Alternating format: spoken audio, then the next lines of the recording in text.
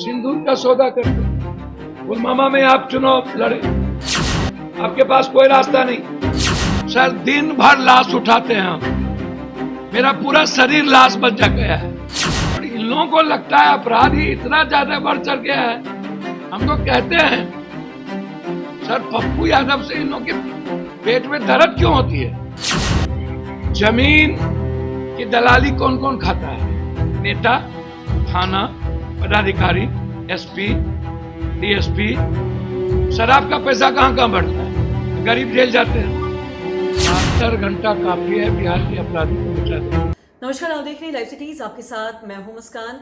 पूर्णिया के सांसद पप्पू यादव नौगछिया पहुंचे, जहां उन्होंने पत्रकारों से बात की और ये कहा कि बिहार में निरंतर अपराध बढ़ते ही जा रहे हैं। अपराधी है जो दिन दहाड़े घूमते हैं, अपराध करते हैं और साथ ही साथ बिहार का ऐसा कोई जिला नहीं बचा जहां पे अपराध नहीं हो रहे हैं। और साथ ही साथ उन्होंने ये भी कहा कि अपराधियों को सत्तापक्ष के जो भी नेता हैं और साथ ही साथ पुलिसकर्मियों का कहीं ना कहीं संरक्षण भी प्राप्त है। और साथ ही आपको बता दें कि उन्होंने राजधानी पटना का उदाहरण देते हुए ये भी कहा है कि वहां हर दिन हत्या जैसी घटनाएं हो रही हैं, अपराधी बिना डर के अपराध कर रहे हैं। तो वहीं पप्पू यादव ने पुलिस प्रशासन पर भी सवाल उठाते हुए ये कहा है कि पुलिस सिर्फ चार्जशीट दाखिल करती है, लेकिन जब तक पुख्ता सबूत नहीं होता तब तक अपराधियों को कोर्ट से राहत मिल जाती है और साथ ही वो जेल से बाहर आकर फिर से अपराध करने लगते हैं। और साथ ही साथ पति और परिवार का सिंदूर पहनती हैं देश की बहू और बेटियां और प्रधानमंत्री नरेंद्र मोदी। और साथ ही पप्पू यादव ने यह भी कहा कि भाजपा सिंदूर जैसे पवित्र प्रतीक को भी राजनीति से घसीट रहे हैं और देश की बहु बेटी अपने पति और परिवार का नाम सिंदूर पहनती है, ना कि किसी राजनीतिक दल के दिए हुए सिंदूर का। उन्होंने कहा कि देश की जनता सब कुछ देख रही है और इंदिरा गांधी के कार्यकाल को याद करते हुए उन्होंने ये भी कहा है कि पाकिस्तान पर विजय उस दौर की सच्ची उपलब्धि थी, ना कि ये। उन्होंने इस सिंदूर शब्द का गलत इस्तेमाल किया है और साथ ही साथ उन्होंने क्या कुछ कहा, सबसे पहले आप वो सुने। नहीं हो पाता है तो तत्कालिक साक्ष्य पर ही। देखिए एक बात समझिए, सभी दल और नेता अपराधियों को दामाद की तरफ आते ये सर 72 घंटा काफी है बिहार के अपराधी को मिटा देने। इच्छा शक्ति नहीं है, नियत सही नहीं है,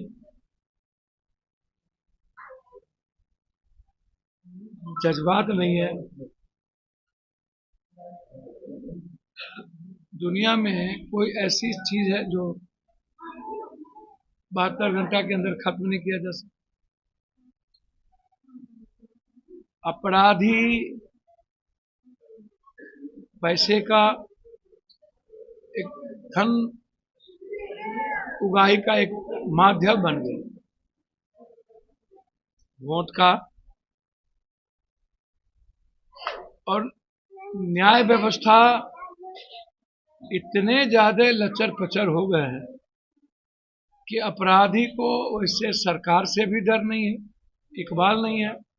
डायरी में नाम छट जाता है, चार्जशीट समय पर नहीं जाता है, इन्वेस्टिगेशन सही नहीं हो पाता है और आम आदमी समझौता कर लेता है। नौगछिया में मुझे लगता है कि हर अपराधी को कोई ना कोई पॉलिटिकल संरक्षण प्राप्त, कोई ना कोई नेता का संरक्षण प्राप्त, और वो लोग एमएलए एमपी बनना चाहते हैं। देखिए जो जितना गाली देगा जात को, धर्म को, मजहब को, वो इतना बड़ा नेता। इसको आप समझ लीजिए। जिस दिन ये कानून बन जाए कि उन्माद जाति धर्म मजहब को गाली देने वाले लोगों को सरकारी सुविधा और सरकारी चुनाव लड़ने से वंचित, उस दिन आप देख लीजिएगा कोई किसी को गाली नहीं दे।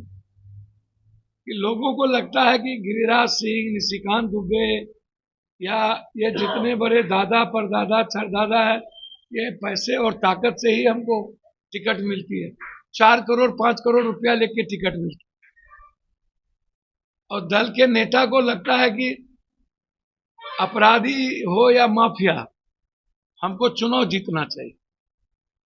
चुनाव जिस प्रकार से जीता जाए, सत्ता मेरी बनी रहनी चाहिए।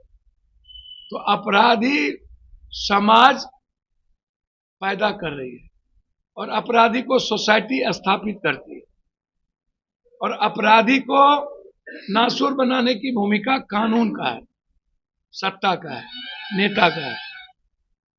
सांप और नेता, सांप ठीक नेता ठीक।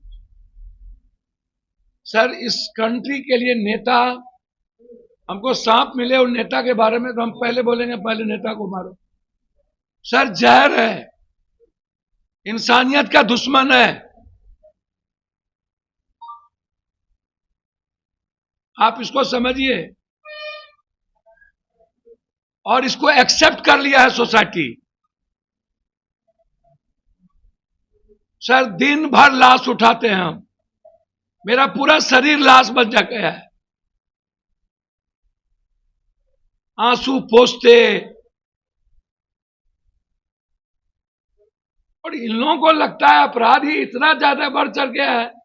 हम तो कहते हैं सर पप्पू यादव से इन लोगों के पेट में दर्द क्यों होती है?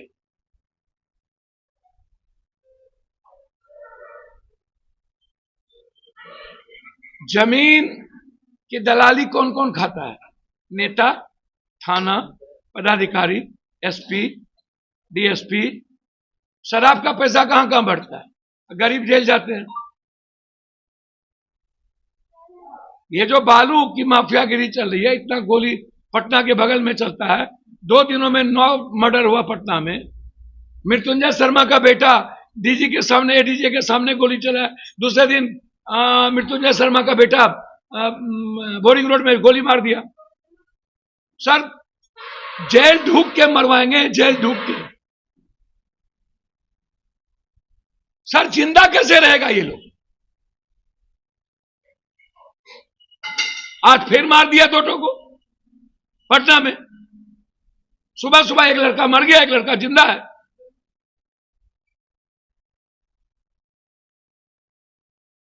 बक्सर में कोई मर्द बचा ही नहीं।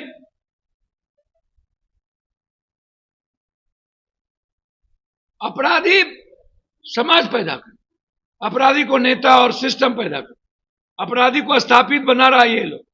अपराधी को आप सोसाइटी में आप बुलाते हैं। नेता आता है तो इधर घटरू डकैत, इधर छठरू डकैत, इधर भटरू माफिया, इधर नटरू माफिया। स्कॉर्पियो उसी की, फॉर्च्यूनर उसी का। सर डीजी साहब औकात है ना आप लोगों की, तो पहले इन एमएलए मंत्री की कमाई का पैसा निकालिए। कहां से? बाप के घर से कमाया है लोग। कहां से लाया है पैसा? खाली भैया से न जीती तो भौजी के घर फाड़ी। कमजोर की बीबी सबके बजाय मजबूत की बीबी सबके माए। अरे हैसियत है ना। गोपालगंज का एमएलए 14 एकड़ अभी कब्जा किया है।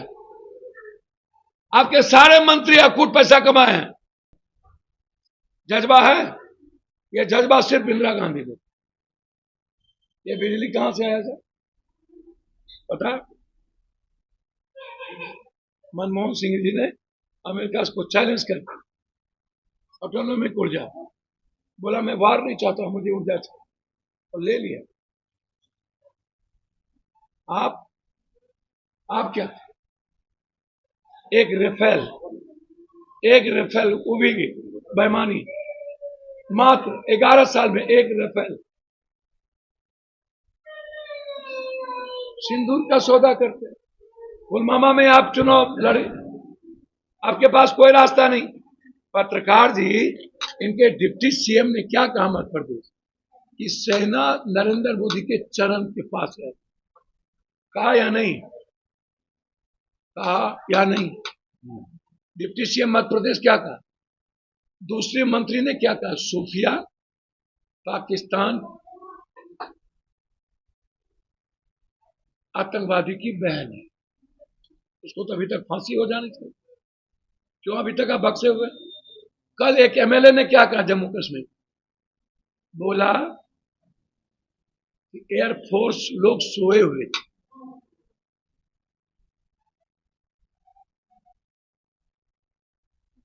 पटना में 200 आदमी नहीं था, आधा से अधिक कुर्सी खाली थी।